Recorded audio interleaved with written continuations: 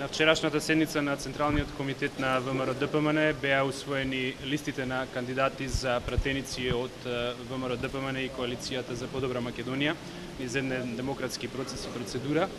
И јас како носител на четвртата изборна единица можам да кажам дека за ВМРО-ДПМН четвртата изборна единица е од извонредно значење,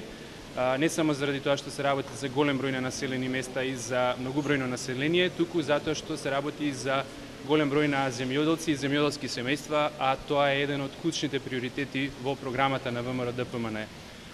Можам да кажам дека сум исклучително задоволен од квалитетот на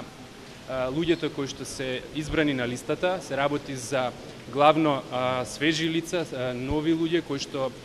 имаат авторитет во своите средини, значи кои што уживаат добар углед, и се разбира исто така и го искомбиниравме тоа со неколку поискусни поединци, како што е градоначалникот на Прилеп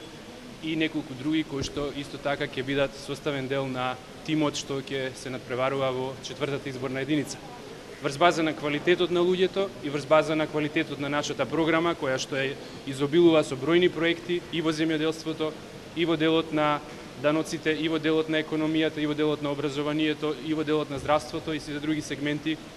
очекувам сигурна победа во четвртата изборна единица, а секако пред се фер и демократски избори. Благодарам.